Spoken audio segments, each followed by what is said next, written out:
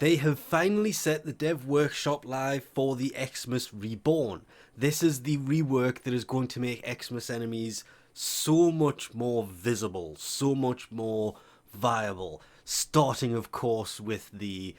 I keep wanting to call it an overshield, it's called overguard, and as you can see, it's literally introducing overguard, that it's an amount of independent to enemies' health and shield scaling.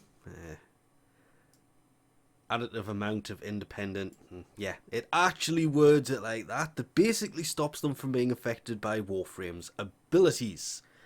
Warframe abilities. Not Warframes, Warframe. These ones will still kind of work through it. Sea snares and such, it literally said these abilities will still do their intended damage. So these will still kind of work. But it's the crowd controlled based ones like Volts, Overcharge, yeah. That will no longer, it'll still take out every other enemy, but the Eximus will remain. Because what they are doing with the whole Eximus rework and basically a lot of the things they are changing with the focus tree are to get you to play as the operator a little bit more. Which means that things like the overguard here, the easy way to get rid of it is to jump to your operator and basically blast them. Even though it will still work without it. Though it does make them a lot tougher than they were before. They have, of course, upgraded their health anyway, which means they are going to be a lot harder to actually take out anyway.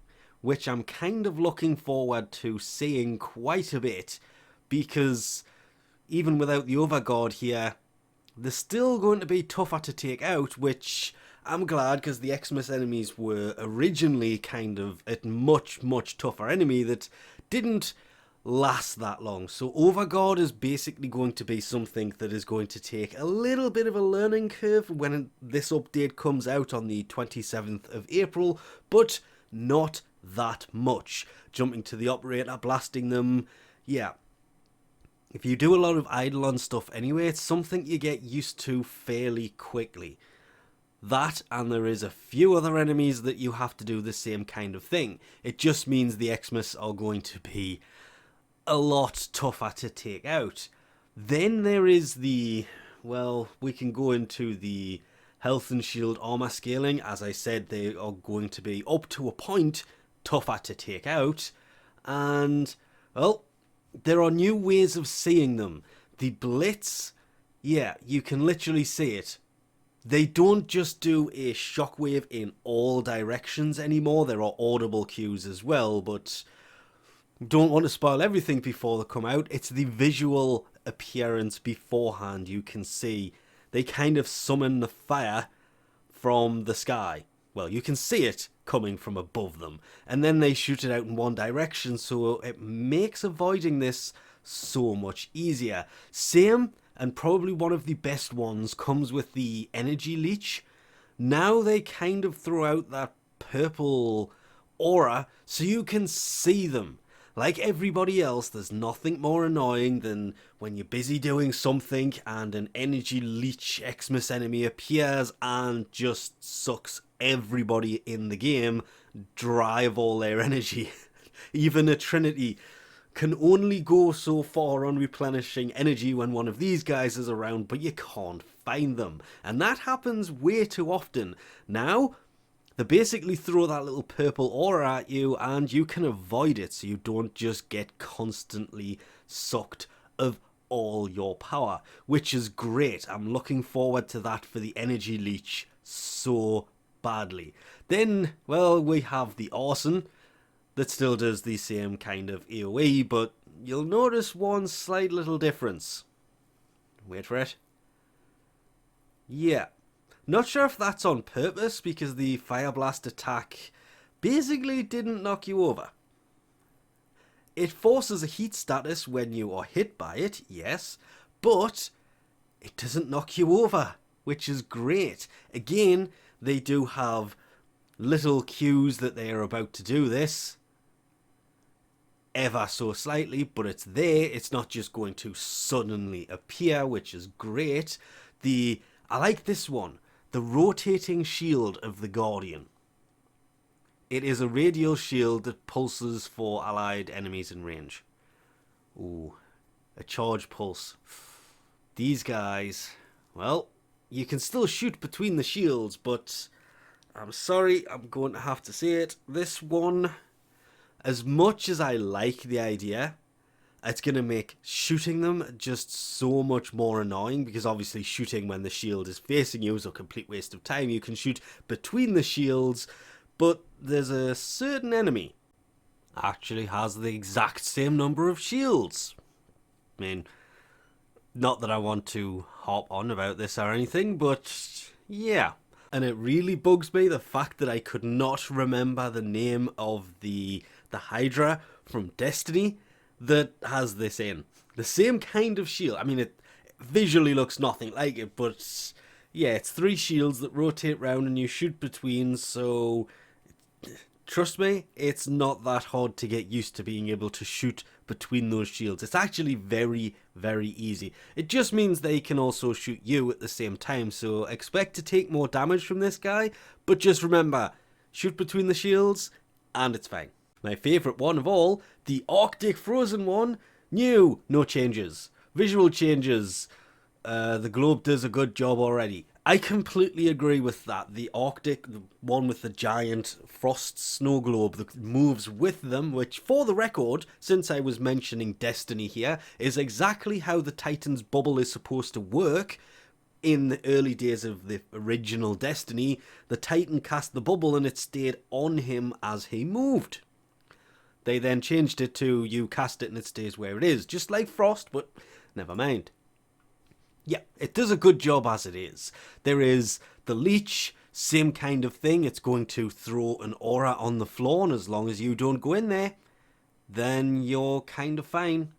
You won't have lifesteal, because yes, the Leech will steal life from players on damage inside of that red circle, which is great. There is also the Shock, which is the bio-electric. This is another new one. That doesn't actually say new, but you don't see those that often, to be fair. Shock, bio-electric. Yeah, it's basically going to have orbs floating around it that will chase you down. You can avoid them, but if they hit you, you will sustain electrical damage, which, to be fair, I wish they had the health on here, and I'm really glad you don't get stuck in the same kind of animation that was around in the early days of Warframe, when you had those little infested on the floor that would come up to you and start spitting at you and you would just stop and shake. Because, yeah, that would just be super annoying. And then there's Venomous, which, for the record, would actually be the last of the new ones coming. This would be an enemy that... It says small toxic area, but let's be honest, that is a large area around that enemy. More importantly, that enemy is running quick. This has got to be my favourite out of all of them, simply because it catches you.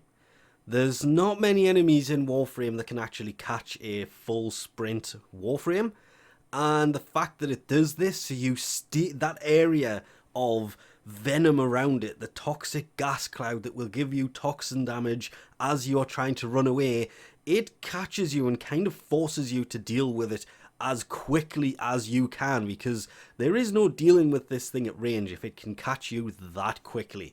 I don't know if this is intentional, but I hope that is something that is in the final enemy, because I would love to see not just the toxin one, I would love to see the electric one do exactly the same thing and run after you and actually force these, or give these electrical orbs a chance to get really close to you before they come after you. Because you can see, as they get close, the electricity kind of arcs off them onto you.